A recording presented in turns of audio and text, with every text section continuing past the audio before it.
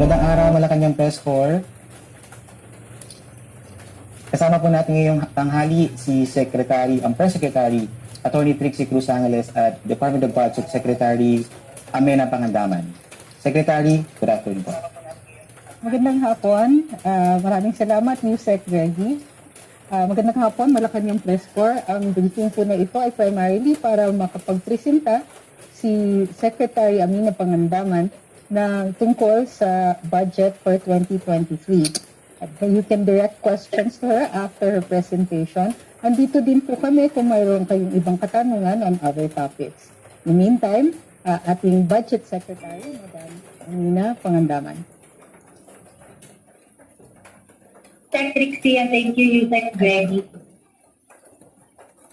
To all, thank you for this opportunity to talk about the National Expenditure Program for 2023. Let me begin with our mindset we developed an NEP. We wanted a budget that is responsive to every need of every Filipino. This guided every decision we had to make in making the NEP. With that in mind, the DBM evaluated a total of 8.66 trillion worth of agency budget proposals for 2023. And in doing so, we considered the DBTC approved expenditure ceiling of 5.268 trillion. That said, the proposed budget is 4.9% higher than this year's budget and is equivalent to 22.2% of GDP. Its theme, Agenda for Prosperity, Economic Transformation towards Inclusivity and Sustainability. To reflect the theme, here are the top 10 departments based on allocation. Please note that except for education sector, the budget for these departments is net of their personal services requirements. This ranking nevertheless reflects the administration's priorities. Next are the top 10 departments ranked based on their percentage increase relative to the fiscal 2022 GAA. Again, except for the education sector, the budget for this department is net of their personal services requirements. As you can see, the highest budget increase went to transportation with a 147.7% increase and to agriculture with a 42.7% increase. Again, this reflects the administration's priority sector.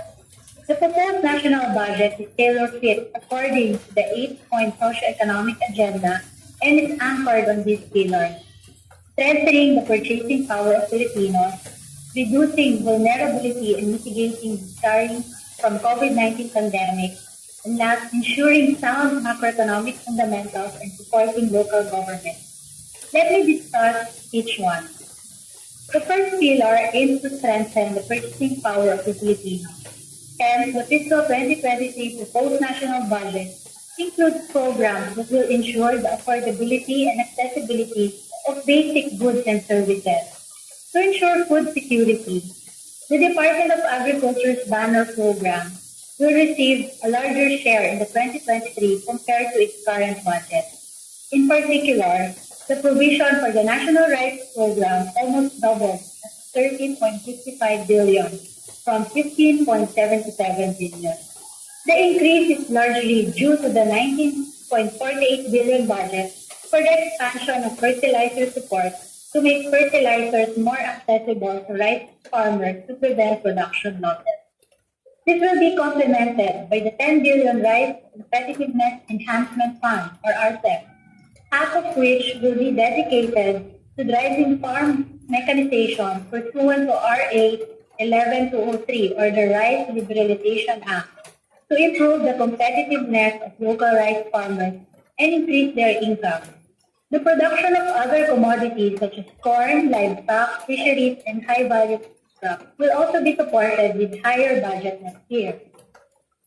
We will also support shovel-ready infrastructure programs under the Build Better More program to propel growth in agriculture, trade, tourism sectors, and eventually reduce transport and logistics costs. A total of 1.196 trillion is allocated for this program and is equivalent to 5% of GDP.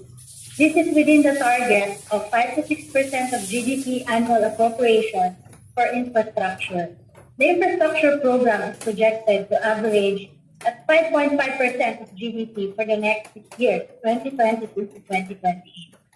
Also presented are the top 10 departments receiving bulk of the proposed infrastructure budget, with DPWH and DOTR leading the list. A significant amount is also provided for social infrastructure, covering hospitals and health centers, school buildings, and housing community facilities.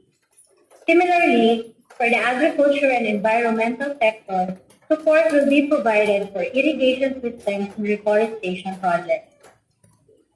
Finally, the Department of Energy will receive a total of 2.2 billion in 2023. For its program of this amount, 476 million will be used for its renewable energy development program, energy efficiency and conservation program, and alternative fuels and technologies program. To reduce our vulnerability and mitigate the scarring from COVID-19 pandemic, healthcare, social services, and face-to-face classes are our priorities. The government will be providing around 206.5 billion of ayuda under the proposed 2023 budget. This is composed of the cash transfer and other subsidy programs by various agencies. 165.4 billion pesos under the DSWD for the implementation of various social assistance programs. 22.39 billion pesos will be provided for the implementation of the medical assistance to indigent and financially incapacitated patients or MAIP with the Department of Health. Meanwhile, the SUPAD program of the Department of Labor and Employment will be provided by 14.9 billion for next year. The 2.5 billion will be provided to the Department of Transportation for the provision of fuel subsidies to the transport sector. Finally, 1 billion will be provided to the Department of Agriculture for the provision of financial subsidy and fuel subsidies to rice and corn farmers and fishing folks. Abiding by the Constitution and reflecting the President's commitment to invest in human capital development and empower the youth, the education sector will receive the highest allocation, 852.8 billion, covering the Department of Education, State Universities and Colleges, CHED, and Technical Education, Skills and Development Authority, etc. With the Department of Education's allocation, we hope to implement continued face-to-face learning. We will achieve this through the construction of new classrooms and education facilities under the Basic Education Facilities Program with 9.8 billion, and a provision of learning materials through the Flexible Learning Options Program of 19.95 billion. Students will also continue to receive subsidies and education assistance to help them pursue senior high school and tech-box courses with 54.9 billion. We will likewise prioritize funding for universal access to quality tertiary education programs with 47.4 billion, which will provide free tuition fees and other school fees to college students who will eventually constitute the country's workforce. But human capital development must be accompanied by a strong healthcare system that can withstand unprecedented changes. Therefore, the universal healthcare program will continuously be a budget priority. To strengthen our healthcare system, 23 billion pesos will be allocated for DOH Health Facilities Enhancement Program or HFEP to continue access to healthcare services through the construction, rehabilitation, and upgrading of health facilities and the purchase of medical equipment, while 720 million pesos allocated for the National Surveillance Network that will improve transitioning of the COVID-19 surveillance system to regular surveillance activities, and redesigning the health statistical systems and programs to better address data and information needs.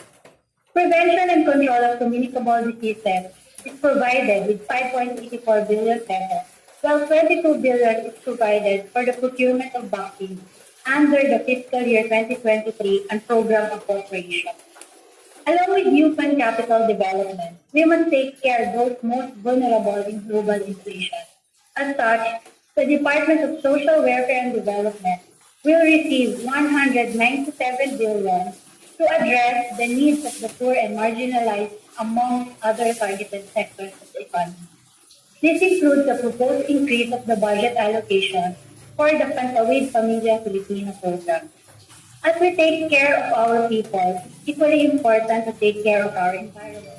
As such, mobilizing resources that enhance resilience and promote low-carbon development is a key agenda of the government. In pursuit of this, the budget for climate change mitigation will reach 453.11 million in 2023. This is equivalent to 8.6% of the total proposed budget. This is significantly higher by 56.4% than this year's allocation of 289.73 billion or 5.8% of the budget. Of the climate change expenditure tagging show that water sufficiency projects have been prioritized with 264.89 billion.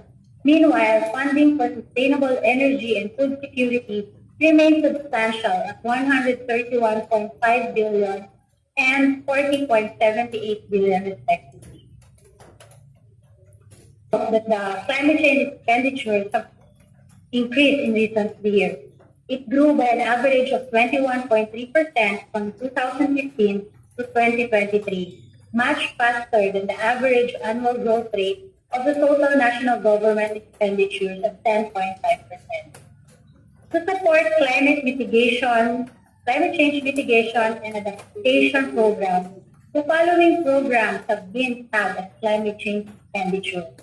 The DPWH Flood Management Program is 168.9 billion for the construction and maintenance of flood mitigating structures and drainage systems, and for the flood mitigating facilities along major and principal rivers.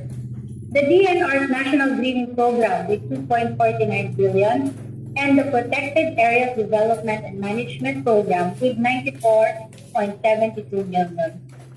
Further, in support of the LGU's efforts in protecting their respective coastal areas, the national government, through the DNR, likewise provides 246.12 million for the management of coastal and marine resources area. Now, for the government to better implement this plan, we must make changes within the bureaucracy. Towards this end, we will prioritize digitalization and accelerate digital transformation. Thus, we have allotted some 12.4 billion to fund ICT projects throughout the bureaucracy.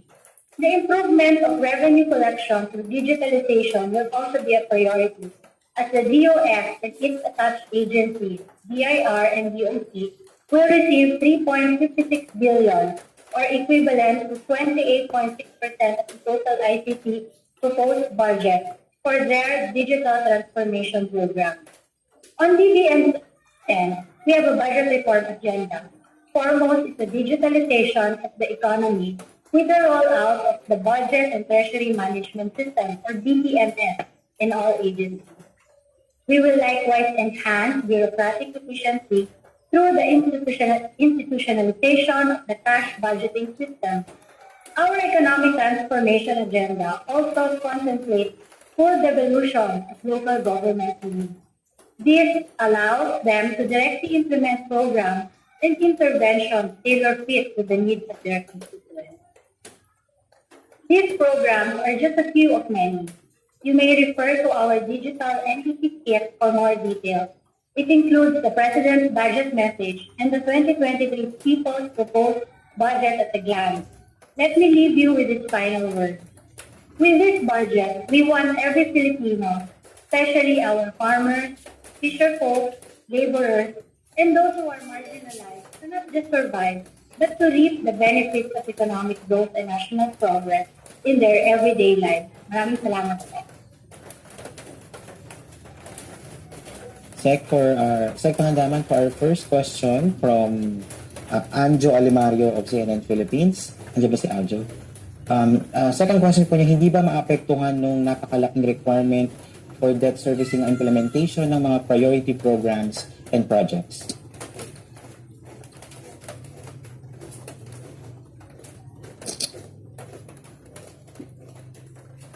With our MPFF po, we will try to consolidate our fiscal program. So with the fiscal program po, we wanted to sana to bring back our debt rate to 60% of 60% from I think now it's 63%, no? 65%. So of the total amount po ng debt servicing natin, 11.6% lang po yan ng budget or yung 611 billion ang ating debt natin. Because yung 1.2 trillion po, that's automatically appropriated po. While it is higher by 12.9% compared to this year's 541.3 billion due to our previous borrowing brought about by the pandemic, a big chunk pa rin po of the budget will still go to our priority programs and projects of the national government. Thank you, Sec. For second question, from Maricel Halili, TV5. Hapon po. Ma'am, si Congressman Ralph Recto, he mentioned about 588 billion pesos shades of gray doon sa 2023 budget. He was actually referring to unprogrammed funds na hindi raw itemized. So can you clarify this? Bakit hindi naka-itemized ito? Para saan ba itong unprogrammed funds? The total unprogrammed fund po for 2023 is 588.21 billion. Meron po itong detalye. 5 million po will go to AFP modernization program. 20.7 billion po will go to budgetary support to GOCC. Ito po yung mga conversion ng national government advances into subsidy to GOCC. Support to foreign assisted projects po, mostly po, these are DOTR, foreign assisted projects with a total amount of 380.6 billion po. Risk management program, 1 billion. Payment arrears to LTO IT services, 2 billion. And refund of the service development fee to the right to develop the PDA property in Tokyo, 0.02 billion. Bangko Sentral ng Pilipinas Equity Infusion for 21 to RA 11211, that's 10 billion pesos. Public Health Emergency Benefits Allowances for healthcare and non-healthcare workers, 19 billion. Now, mayroon pong balanse yan na 149.7 billion. Ito po yung support for infrastructure projects and social programs. Ito po ay naka-divide between MOE and capital outlay. Ang mga proyekto po na nilalagay natin dito, ito po yung mga proyekto na hindi pa po natin alam na mangyayari. Katulad po nung nagkaroon tayo ng pandemic or nung nagkaroon po ng increase nagkaroon po ng fuel hike, dito po natin kinuha po yung pondo para sa pagbibigay ng free bus carousel natin, additional funding po for our ayuda, and even po yung pagpapatayo natin ng mga clinics or yung mga services po sa health sector ng panahon po ng pandemic. I think the unprogrammed fund po is actually itemized po for transparency po of everyone. Just a clarification. So meaning yung unprogrammed funds po allotted siya just in case there's an emergency or crisis like what we have experienced. Pwede po siya kung meron pong hindi tayo inaasahan ng pangyayari po para po pandemic or yung mga proyekto po dito na in-identify natin. Pag nagkaroon po tayo ng extra revenue po from DOF, from BIR or Bureau of Customs, pwede rin po mag-trigger ng release ng mga proyekto po dito. Alright, thank you, Sec. Okay, thank you. Next question, Vance Fernandez of Police Tonight. Ms. Vance? Okay. Po ni Ms. Vance, Secretary Pangandaman, ang question po niya, bakit po na-slash ang budget para sa UP, PGH? Pwede po ba ito taasan pati na rin po yung budget for building ng classrooms for DepEd? Ano po ba ang absorptive capacity ng DepEd? For the UP system po at saka UP PGH, if we will compare po the budget from 2022 GAA to 2023 NEP, nagkaroon po ito ng reduction. Sa UP system po, 9.8% at saka sa UP PDH po, 5.5%. However po, yung reduction po kasi na ito po yung mga Congress introduced changes and adjustments and yung mga non-recurring programs and projects po. Ibig po sabihin, ito yung mga one-time purchase po. For example po sa UPPGH, kung bibili po tayo ng mga equipment po, kunyari X-ray machine or similar medical equipment po, one time lang po ito binibili. Hindi po kailangan po doon sa susunod na taon pag ito po ay nagamit na. Thank you, Sec. Sec Pangandaman, we have also questions from Celerina of NHK. Sabi po niya, included ba ang allocation for the revival of Bataan Nuclear Power Plant? If so, how much? For the Bataan Nuclear Power Plant, wala po tayo sa budget. Okay, any other questions? Pahabol din pang question dito, Sec. Ano po ang stand ninyo sa abolition ng PSDBM? Na-mention po ninyo sa Congress hearing na nakapag-generate ng savings ang PSDBM sa paanong paraan po? Again po, I'll just be consistent with my previous pronouncement po. I differ po to the wisdom of the Congress po if they wish to abolish. But again po, sana po with the new leadership po of Attorney Dennis Santiago, is a known procurement practitioner po and advocacy po talaga from the very beginning when he started his career on procurement po. In fact, he was part in crafting of the GPRA po yung procurement law po natin. Nung time po ni Secretary Jokno, I was undersecretary during the time. I remember, which I also mentioned during the hearing in Congress, that during the time po, nagkaroon po tayo ng savings sa PSDBM na worth 18 billion po, which was actually returned po yan sa ating national government effort. So, I think if we will just, again, clean po, maayos po yung procurement process, system, and in fact, si Attorney Dennis Santiago po nag-issue na that we will concentrate po muna on the major mandate po ng PSDBM, which is to procure po yung mga non-common use supplies.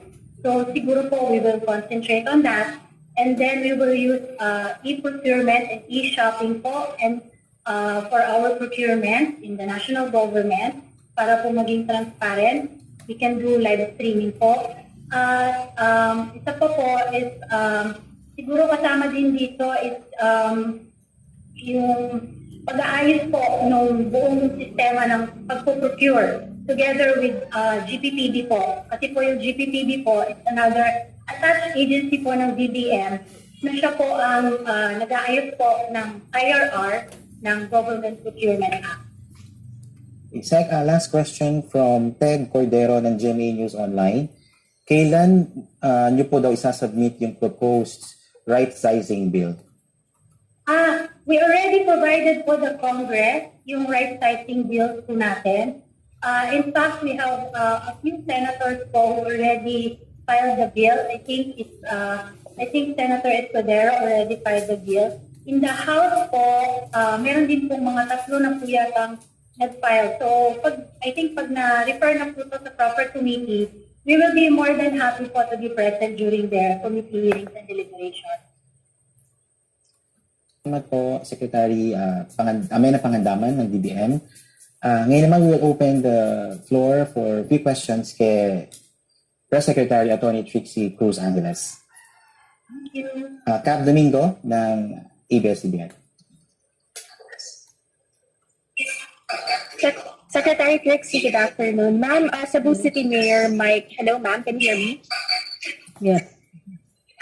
Okay. Ma'am, Cebu City Mayor Mike Ramos signed an executive order today that removes the mandatory wearing of face masks in Cebu City. Your reaction, please? Okay, requiring mandatory. He signed an executive order that removes the mandatory wearing of face masks. So, hindi na po mandatory yung pagsusuot ng face masks in Cebu. We respect the mandate of local governments over their own jurisdictions. The President has no reaction to this as of yet. So, follow-up question lang po. So there will be no issues with the DOH because the last time this happened, it was an issue against Governor Gwen Garcia.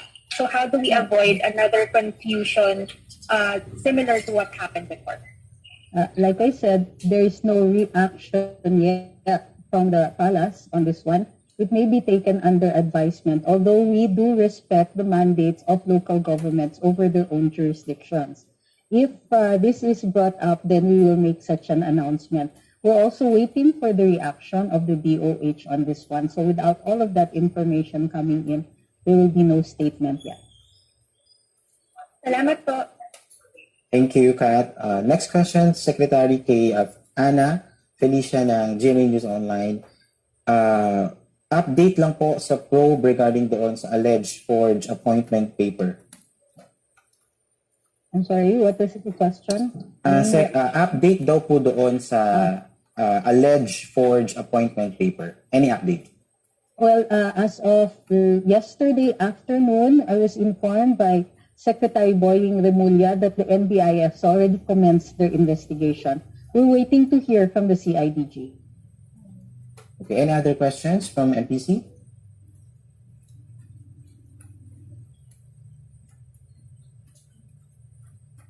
Ito lahat, Secretary. While we're here, we may as well announce, we sent out a statement earlier. Yusek Reggie, with your indulgence, we'd like to announce the following appointments today. The following have been appointed to the Cybercrimes Investigation and Coordinating Center under the Department of Information and Communications Technology. Alexander K. Ramos is now the new Executive Director.